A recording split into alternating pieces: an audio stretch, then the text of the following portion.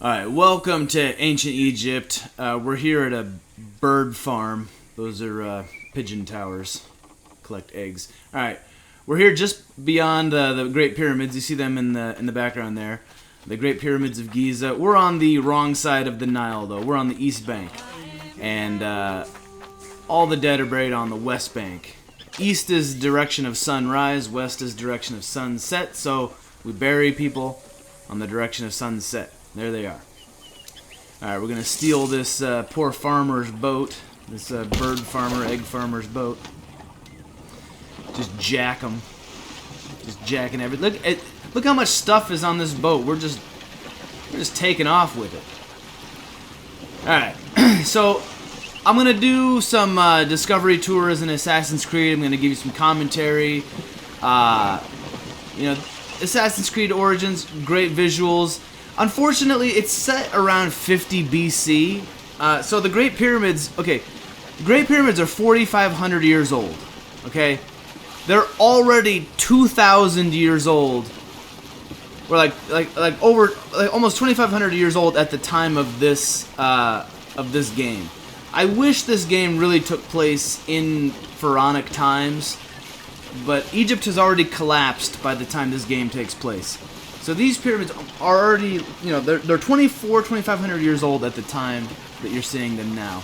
They probably wouldn't even have been in this good of condition in reality. So they're to Khufu, Khafre, and Menkaure. It's father, son, and grandson that built these pyramids in the 4th dynasty. So it was very early on in Egypt's history. I don't know what just happened. Very early on in Egypt's history. So we're gonna pull up here, dock our stolen boat, and go take a tour of the pyramids. This is just an introduction tour, and then we'll dive into the slime water here. Yeah. Great atmosphere. I love just walking around. Got a little statue here. Just really feel like you're going back in time. So we're gonna take a discovery tour. Just gonna get an overview of the Giza Necropolis.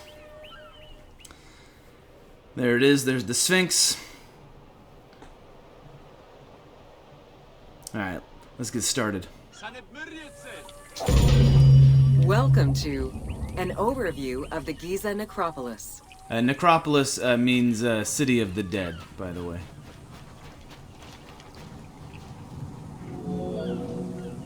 The Giza Plateau is located on the west bank of the Nile and was considered by ancient Egyptians as the domain of the dead. The pyramidal complexes found there were built over the span of 3 generations, during the reign of Khufu, Khafre, and Menkaure.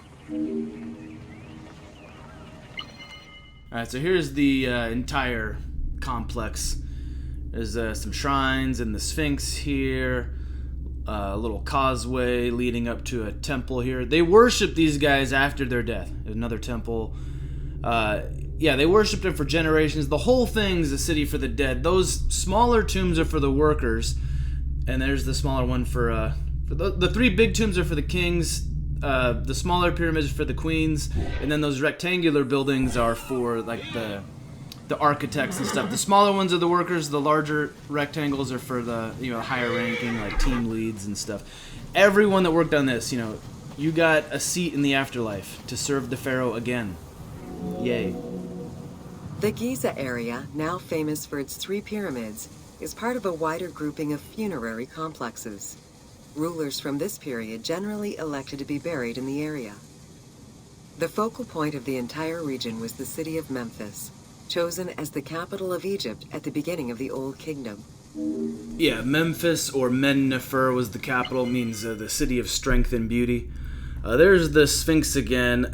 When I was a kid, there was a growing theory that the Sphinx was far older, maybe 12,000 years old, based on rainfall patterns and erosion.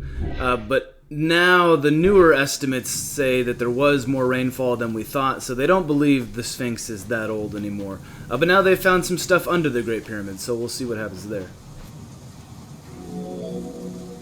The placement of the Giza monuments, and particularly that of the pyramids, followed a practical yet strict alignment. First, they focused on cardinal points, and then they accounted for the natural geology of the plateau.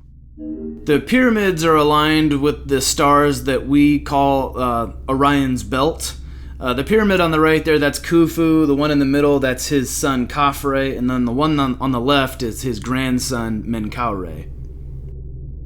So the Great Pyramids are aligned with the stars of Orion's belt, but they also have shafts pointing to other stars.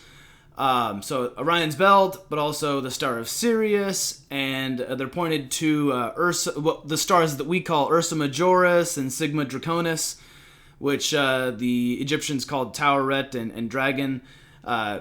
They're protective deities. Tauret protects in childbirth. Dragon can kind of have dual symbolism. He can be evil or good. Snakes in ancient mythology, they're venomous, which is bad, right? They're symbols of death.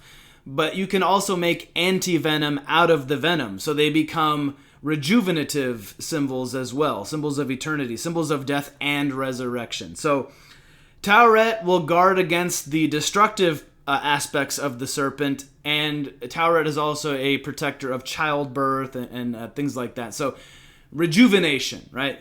That's what all of this is symbolizing. And the pharaohs were thought to be Horus on earth. Horus is the divine child of Osiris and Isis.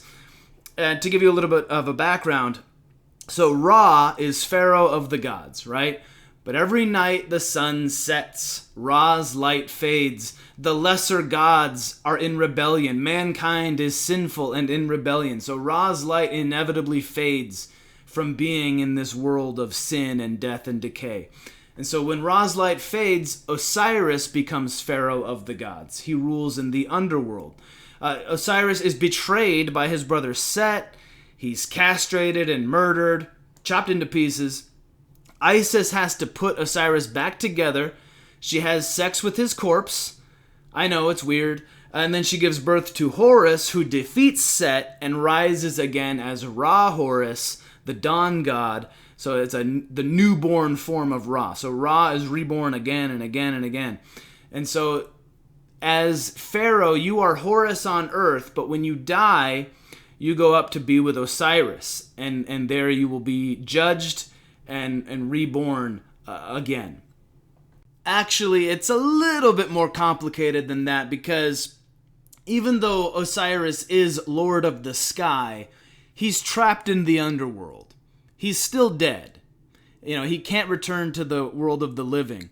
So what he does is he appoints Sa or Sahu as his emissary in the sky. So the stars of Orion's belt are actually not directly associated with Osiris himself. They're associated with the crown of Sahu, which is bestowed by Osiris. So Sahu is like his deputy. He rules the sky on behalf of Osiris. And so when you die, you're actually going up to Sahu and his wife Sapdet. So you're not going to Osiris and Isis. You're going Sahu and Sapdet. And they're mother and father of Sapdu, which is the star of Venus. And this is very elaborate, okay? The stars of Orion's belt and Sirius are aligned with where the sun rises on the shortest day of the year.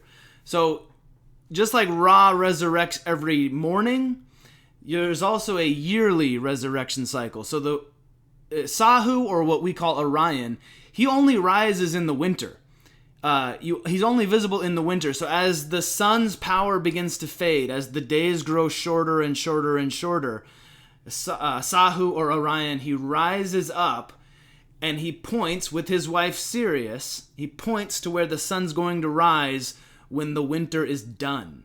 And from that point on, the sun's power resurrects again, and spring comes and it becomes warmer, and the days become longer and longer and longer again, and then Sahu goes back down below the earth.